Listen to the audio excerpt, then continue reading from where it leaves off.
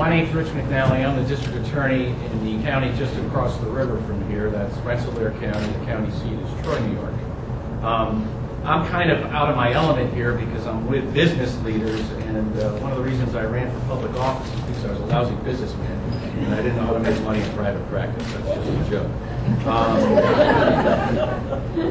What we're talking about here, and I'm going to try and talk in the language of business, which again, I'm not that great at it, but we want investment, and that means bang for the buck, and trying to get payoff for the least amount of money up front.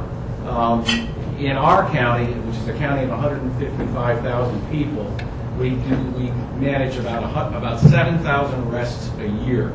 There are 13 prosecutors in my office. And what I'm talking about here is our inventory. Of those 7,000 arrests, nearly 2,000 of those are felony arrests.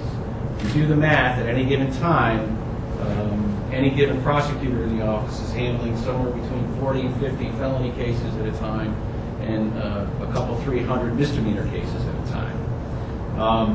One of the reasons why I got involved with Fight Crime, Invest in Kids is because what that organization, and I want to thank Meredith Wiley and Deborah Gaylord for asking me to be here, as well as the Committee on Economic Development and others, because what this organization does is try and invest early and apply different solutions to the problems of crime early on.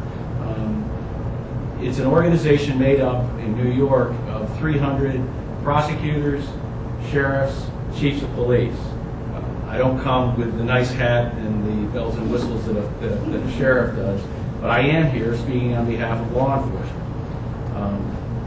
We lock people up. That's what we do.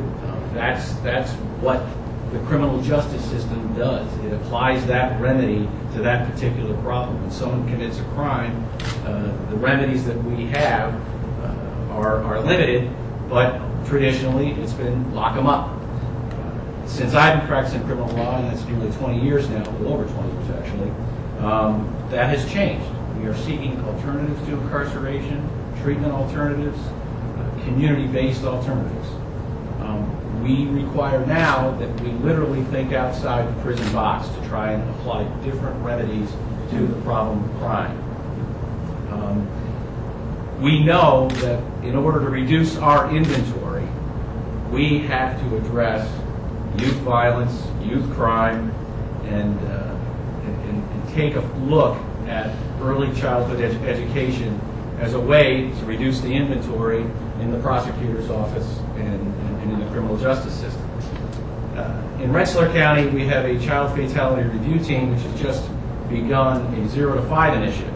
And I've heard that mentioned here, 0 to 5, 0 to 2, 0 to 6, 0 to 8.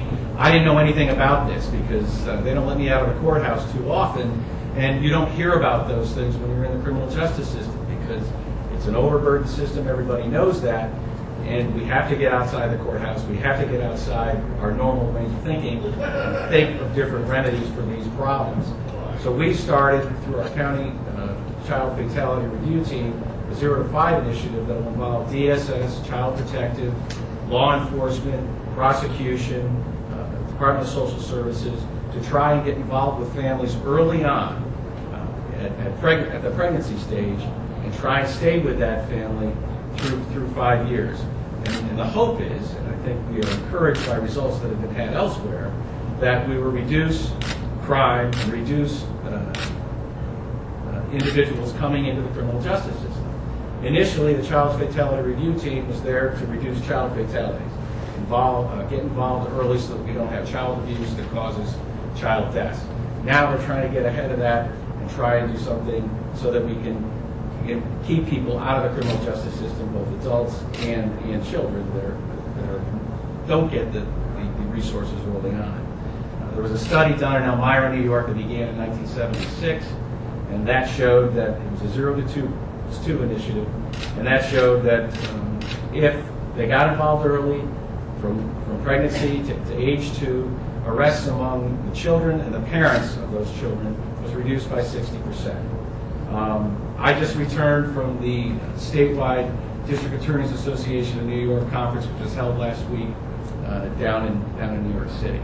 And the topic of discussion on Friday was alternatives, community-based initiatives by prosecutors.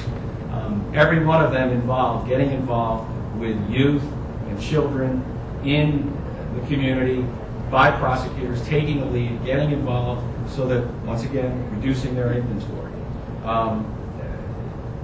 Just trying to gather my thoughts. One of the things that I say often, in our county we have a reentry program that works with individuals returning back to the community from state prison. And when I first got elected, I saw this particular program and I said, wait a second, I work the other end of the pipe. I don't work this end of the pipe. I send guys to state prison, I don't welcome them back to Troy and Rensselaer County. And what that program has done, and I learned real quickly, was reduce recidivism among high-risk offenders. It was started in Brooklyn by Joe Hines, DA down there, and it's now spread across the state. I'm proud to say that in our county, we're doing a really good job. And that program reduces recidivism amongst individuals that are returning back to state prison.